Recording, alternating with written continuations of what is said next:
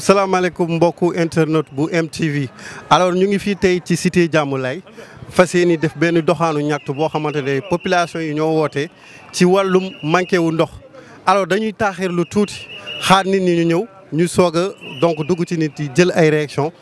utal leen liñ fi jot a dëkk li ba ci kanam incha allah fii ci MTV. man ci population Diamalaye man 87 laa fi dëkk ak ñu bari ci ñun maa ngi bokk nag ci SOS. ñun ñëpp dañoo def groupe les femmes ñun ñoo jëkk a revendiquer affaire ndox bi ça fait des années ñu demoon ba SDE ba Sen'Eau ba Sen'Eau ñëwee ba léegi on a des problèmes d'eau ñun musu ñëw dañuy xaaju guddi duñu nelaw maire yëpp feebar nañu hypertendu amoon nañ keroog suñu point de presse bi waxoon nañ amoon nañ suñu benn naataango boo xam ne daf doon yéege ndox ci escalier yi daanu def trauma crânien gaañu loolu mooy suñu point de presse ba ñu jëkkoon def looloon ñu révolté woon ba ñu dem Sen'Eau ñu dem waxtaan ak ñoom ba ñu ñëw indi fi solution mais commencé waat nañu fi mu ne nii ba démb ba ay 2 heures 3 heures 4 heures du matin da ngay veillé yaa ngi amul ndox ci suuf amul ndox ci kaw te ndox heure bii ñu soxla nañu ndox et puis ça fait des mois dañu wax nañu guddi wax nañu bëccëg heure bu ñu demee responsable ñu naan du ci lii bu subaa tey ëllëg suba looloo tax daal ñun daal ñu ngi ñaan président Macky Sall depuis Sen'Eau ba mu fi ñëwee ba léegi amuñu benn satisfaction ci ndox te du Grand Médine du coupé kenn du coupé Diamalaye rek mooy coupé lan moo tax ñun duñu coupé ñun ay mag lañu 87 lañ fi dëkk liggéey nañu ba retraité suñu doom yaa ngi fi bu ñu xëyee suba ñëppay liggéey bon yi kii suñu naataango bu ñuy wax dafa daanu ci escalier bi dee loolu moo tax kon nag ñu bëgg ñu jàpp lañ ci affaire ndox mi looloo tax ñu ñëw taxaw fii bu ñu paree nag dem ci littoral bi xam naa ne comme ndox mi ñu tax a jóg waaw Sen'Eau waaw. bu fekkee wuyu wuñ leen ci li ngeen di woote nii tey est-ce que am ngeen beneen plan B boo xam ne dégg ngeen ko. am nañu plan B boo xam ne nañu defoon ba dem Sen'Eau ba ñu kii ñu ba dem ba rencontrer le directeur noonu la ñuy defaat te sa bi yoon jeune suñu xale yi dañ leen di remercier parce que bu njëkk ñun maire yi ñoo daan dem bi yoon nag xale yu ndaw yi jóg nañu ñoom ñëpp ànd ak président chef de quartier bi ak président forum du quartier yëpp ñëw jóg nañu ñëpp a jóg parce que ñun vraiment dañu sonn Diamalaye moom dañu ciblé rek depuis des années duñu am ndox guddi duñu am te ñun suñ facture bu gën a ñëw gën a cher loolu nag loo tax ñu fi mu ne nii am nañu beneen plan boo xam ne buñ jógaatee ñeneen dinañ xam ne Macky Sall dinañ parce que bële passé demoon nañu ba yëg ko ba président Macky Sall yëg ko bañ def solution nañ defaat solution boobu. asalaamaaleykum wa rahmatulah. lan mooy jafe-jafe bi ndax gis nañ ko. waaw boobu après dinañ ci wax. littoral bi après dinañ ci wax mais tey jii ndox mi lañ doon wax bu ci am loo ciy dolli ñun daal jigéen ñi looloo suñu problème. waaw parce que léegi nag remercier nañ suñu xale yi parce que daaw ñu jóg ñun jigéen ñi ñoo doon jóg léegi nag sant nañ yàlla bu baax te kat bii day gën a parce que ñëpp ci bokk bi yoon ñëpp ci bokk te dañoo coordonné suñuy effort ñu ngi leen nuyu waaw Sen'Eau ba mu fi ñëwee ba léegi. problème avec Sen'Eau parce que depuis que Sen'Eau est là on n'arrive pas à avoir d'eau le matin on est là on veille jusqu'à 2 heures à 3 heures du matin une de nos compatriotes elle était venue, elle a chuté des escaliers, elle a fait un trauma crânien, elle est décédée. C'est pourquoi on avait fait un point de presse là-bas au niveau avec l'ensemble des dames au SOS, au niveau de Sen'Eau. On a rencontré les responsables, ils nous ont promis, il y avait un peu d'amélioration. Mais depuis ça fait 3 mois ou 4 mois, on n'arrive plus à avoir d'eau. Donc on veut que le chef de l'État s'immisce dans ce manque d'eau-là. Parce que ici, nous sommes des retraités. Les enfants, le matin, ils vont aller travailler. Il ne reste que les dames et les bonnes. Donc, et puis, on n'a plus les forces d'aller puiser de l'eau. Ah, on ne peut plus le faire. Si on n'est pas satisfait cette fois-ci, on va passer à une vitesse supérieure et ce sera une et ñun dañ daan xëy suba di def marche foofu mënatuñ koo def insécurité totale ñëpp a ngi fi ñu ne deuxièmement ñu commencé gis ay kii di pousser ay bâtiment di pousser ay R+7 R+6 ah ñuy commencé fii nga xam ne suñu kaar yi ñoo fi doon gaare ñëpp di ñëw xoolal ñu commencé di ko tabax di ko joxe te ñun xamuñu kan moo ko joxe xamuñu kan moo signé autorisation de construire loolu ñun xamuñu loolu d'accord deuxièmement ba pare dafa bari ay inconvénients yi mooy buñ ko tabaxee ñun ñi dëkk ci suuf ñun ñi dëkk fii depuis 87 suñu kër yi day inondé parce que ndox mi fi passage yu ndox mi fi muy jaar pour dem géej dañ ko obstruer de ce fait bu hivernage jotee ñun dañuy sonn waaw léegi nag dañoo bëgg tey lii moom littoral moom fawuñ ci réewuñ ci suñu yoon nekkul sa kii dew léegi nag on s'adresse au maire actuel na wax ak ñun parce que dañu waxoon ñu Diouf Sarr ba mu fi defee lu ñu fi def dindi nañ ko folli nañ ko léegi nag maire bi nga xam moom la ñu fal na wax ak ñun na wax ak ñun ñu xool dafa newoon ñu xool ce qui en est ndax Abdoulaye Wade ñëwoon na fi ni littoral bi kenn du ko joxe ak kii suñu amoon nañ fi ay suñu naataango yoo xam ne sax dem nañ ci ba dugg police léegi nag il faut ñu wax ak ñun ci affaire littoral bi ñu seet ni ñu koy régler parce que moom trop c'est trop jàmmalaay daal moom trop c'est trop de Yoff. Je pense que normalement on parlait du problème de l'eau, mais aussi du littoral en wolof. C'est un peu pour faire le contour en français pour le littoral. Juste se référer au code de la marine marchande, à la loi numéro 2002-22 du 16 août 2002 portant code de la marine marchande. L'article 3 et l'article 4 disent que le domaine public maritime se limite à 100 mètres où tapent les dernières vagues. Et là, on voit que c'est nettement. Et là, on voit que c'est nettement la limite. Et ce qui est bizarre, c'est que depuis un certain temps, nous sommes en train de voir des constructions sur cette zone, ce qui est anormal. Et on dit que le domaine public maritime est imprescriptible, inaliénable. Donc toute construction qui doit être faite dessus doit être précaire. Donc les constructions en dur ne devraient pas être permises, à plus forte raison des constructions de R+5 ou R+6. Ce que nous disons, c'est que nous interpellons tout un chacun, le maire avec les charretiers et les briquetiers qui polluent l'atmosphère, mais aussi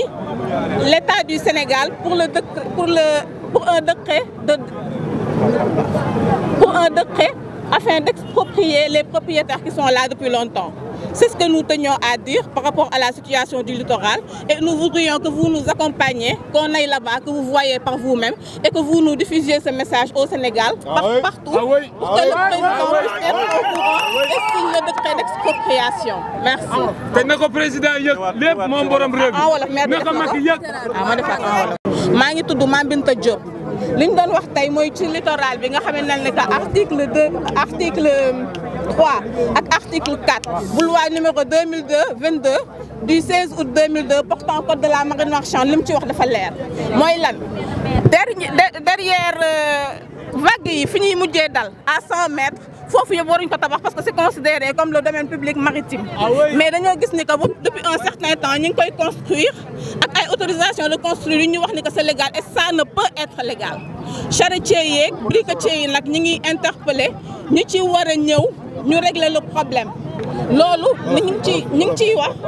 loolu ñu ngi ciy woo le maire. li ci des muy décret d'expropriation ba nga xam dañ ko war a génnee fii te loolu président moo ko mën a def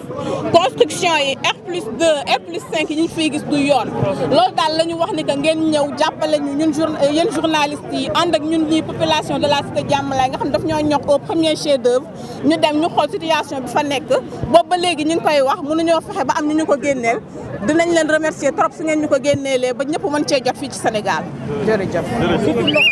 terrain de sport yi fi am même bu dul Diamalaye sax mais les habitants ñu jóge fii ba Liberté ba Grand Dakar ba Dakar pour ñëw fii def seen sport kat kenn ku nekk xam na ni sport dafa baax ci diine l'islam rawatina nag boo amee ay mag yi ne fii donc ñun nous déplorons à la constitution anarchique bu ñu ñëwee di ñu sonal naan ils ont des papiers on s'en fout des papiers le littoral tey boo xoolee le littoral à 500 mètres de l'eau on n'a pas droit à une habitation kenn war ci tabax donc pourquoi ñuy ñëw di ñu rey ak koy noon papier ñun on s'en fout des papiers xam nga lu ñu bëgg kon nous cède le littoral et que ce littoral ñu def ko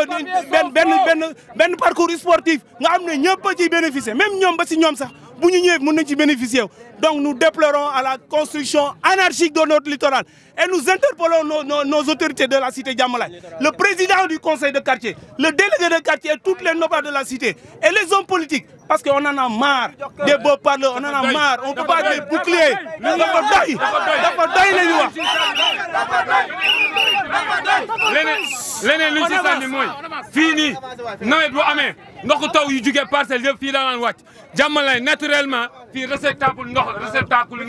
la bi fii lay ne ba pare ndox nappe bi dafa jege kër yi ngeen di jot a gis ci kaw ndox lañ tabax fii nag domaine maritime la sànq wax nañ leen ko naka la ay nit def fexe ba am ay kayit boor bii loolu luus na ñu ngi wax nag interpeller le président de la république moo jiite réew mi lépp li ci xew ci réew mi moom war na cee xam dara bu ci xamul dara war naa sàkku xam li xew ay njabootam nag ñi nga xam ni moo leen jiite ñoo nekk fii Diamalaye di kaas li nga xam buñ ko seetaanee d'ici 10 ans Diamalaye zone day inondé ndoxu taw yi fii la daan jàll ay kër commencé nañ fay judd dañ ko dul nangu nag ñu ngi wax nag presse bi jotaleel ñu message bi ba ci haute autorité réew bi ñëpp yëg ni Jàmmalaay dafa bañ te lii du fi am loolu la ñuy wax beneen bi nag. 3 di xeex ba Ablaye Wade ñëw annulé yëpp. waaw fi la ñu fekk. bi ñu ñëwaatee fii Ablaye Diouf Sarr ànd ak mbokkam jëlaat terrain bi dindi décret bi attribué ko ay mbokkam loolu Ablaye Diouf Sarr moo ko def Ablaye Diouf Sarr dañ ne lan Corona Gate fii mooy littoral gate Ablaye Diouf Sarr moo def fii ci Jàmmalaay littoral gate maa leen ko wax man aw ma dara lu ma ciy daw fii nag moom zone de captage la ndox yi jóge 26 yëpp fii lay wàcc. parcelle bi yëpp fi lay wàcc. Sénégal amatul terrain de sport fii terrain bi nga gis nii xale yi bu ñu xëyee dañuy rang bu ñuy footballé jox seeni morom bu ñëwee footballé jox seeni morom bu ñëwee footballé jox seeni morom. waa léegi lu ñu bëgg pont bi jël na 11 terrain de football mu des si benn bii léegi xale yi nu ñuy def Dakar amatul plage waa littoral yi lay wax da ngeen di toppatoo littoralu ville.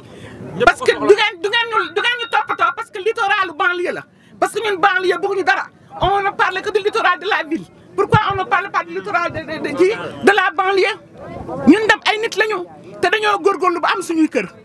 inondation dafa war a dem Sénégal. lii lépp nag maa ko wax répété ko Ablaye Diouf Sarr moo def fii littoral gate wasalaam. seytaane rajim bismillahi rahmaani rahim asalaamaaleykum yéen journalistes yi ñu ngi leen di nuyu kenn ku nekk ci organe bi nga bokk di leen ziar tey maa ngi tudd Mamadou Yade représenté fii kuréelu julli géej gi julli géej gi nag suñ ko doy wax c'est le plus grand événement mouride de la région de Dakar. ñu koy dem amal depuis 1995 ndax boo day wax dara da ngay indi historique bi pour ñu xamul woon xam lan moo ko waral ndax bu Sëñ Tuubaa jëlee ci géej gi mu ngi julli ci géej gi le 21 septembre 1895 ba 1995 mi 100 ans Sëñ Muntaxa Mbàkke mi xalif général yàlla na fi yàgg lool ci wér moo ko initié woon doon màggaloon ko Touba ñëw ni nii daf koy def centenaire bi fii à Dakar kon ñu ngi ko doon defee fële ci wetu Brioche Dorée bi ci suufu pont bi foofu lañ ko di yàgg a def depuis 95 à nos jours yaakaar naa yàgg na lool. boobu ba léegi ba ci état di ñëwee ni dafa am ay travaux aménagement yi ñu fi war a def ñëw seet suñu avec une forte délégation boo xam ne le gouverneur de Dakar moo ko jiite woon à l'époque avec le préfet de Dakar les 2 sous-préfets bu Almadies ak bu Parcelles une forte délégation bu Ageroute. ñoom ñoo composé woon délégation bi avec le commandant de la gendarmerie Foire et le commissaire de la police des Parcelles Assainies ñoom ñoo composé woon délégation bi ñuy ñëwee xool wax ñu liñ fi war a def projet yi ñu fi am.